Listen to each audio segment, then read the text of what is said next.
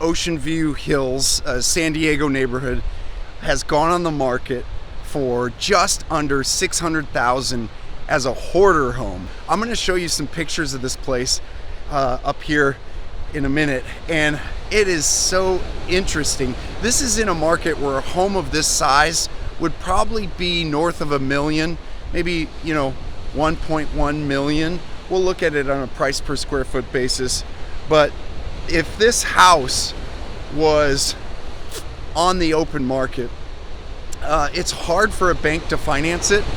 To make matters worse, not only is there like a rat infestation that's affecting the neighbors are reporting that there's rats coming from the property onto their property, but not only that, but this house actually caught on fire last year as well with the resident in it. And the whole situation just got so bad that what led up to the sale is that the court got involved, and after repeated orders from a judge to start cleaning this place up, the occupant was forced to essentially sell because they just could not get their act cleaned up, and the house just kept getting worse, started affecting the neighbors and the neighborhood. Whew, look at this surf coming in behind me. I gotta just talk louder just to compete with it. It's amazing. Take a look at this.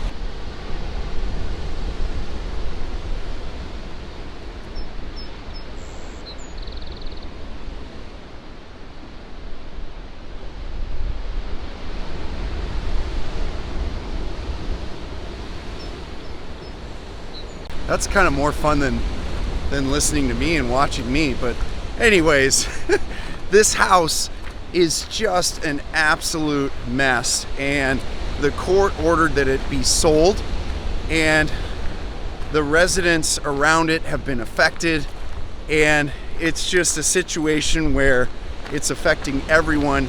And even with the occupant told that they have to stay out of the house and let the property sell, the neighbors are reporting that this person is sneaking back in, and I don't know if they're like hoarding more stuff or what's going on. But check out these pictures. As you look at these, you'll see the front is boarded up. On the inside, things are just stacked everywhere, all around. You can see burn marks. The stairs look like you're gonna fall through them. This is a really, really rough situation, and these types of homes are often a great opportunity for a problem solver to come in, for a real estate investor. As real estate investors, I guess as I would be a real estate investor, I've bought hoarder homes, I've bought burned out homes, and you come in as a problem solver because these are problems.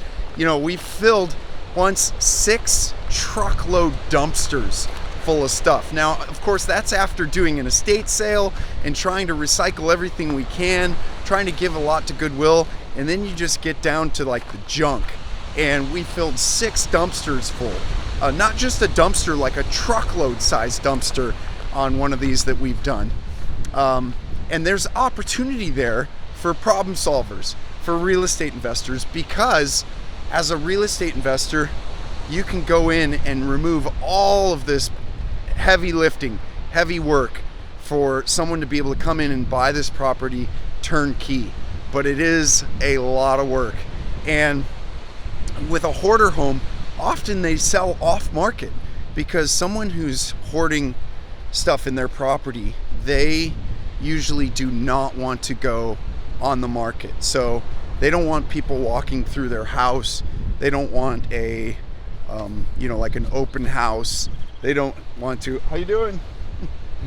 They don't want real estate. We're talking about real estate in this beautiful. I own a ton of it. You own a ton of real estate? Well, good talking to you. Enjoy the beautiful weather. I guess she owns a ton of real estate. Maybe that's how she gets to walk along the beach here in the middle of the day.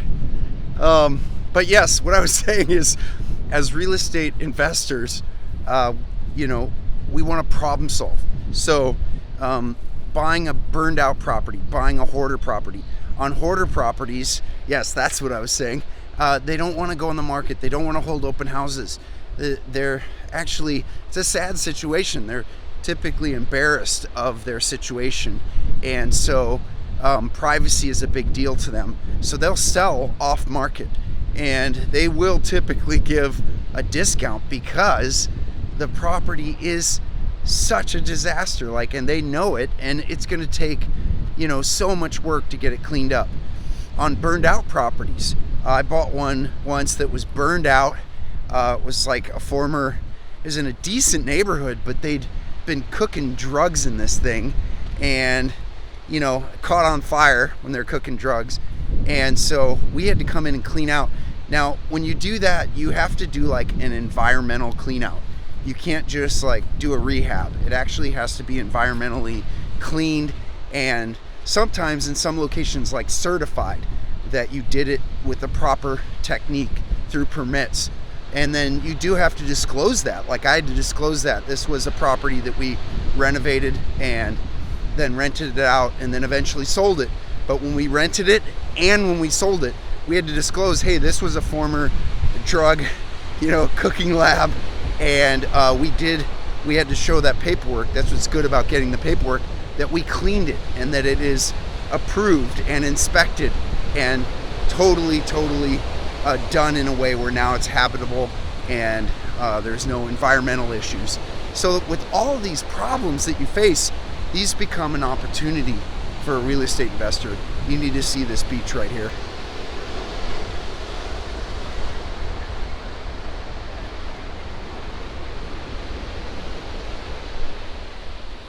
Wow. I mean, yeah, pretty amazing. California, I tell you, there's just something beautiful. Today I'm in Carmel, California, and this place has the magic.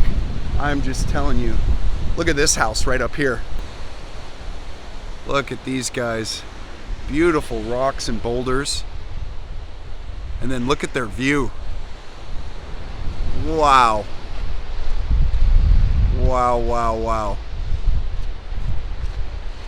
Maybe that right there, that one behind me that I just showed you, that's probably one of those 10 million plus homes that would sell off the shelf immediately, because it's just so unique. The location's so unique.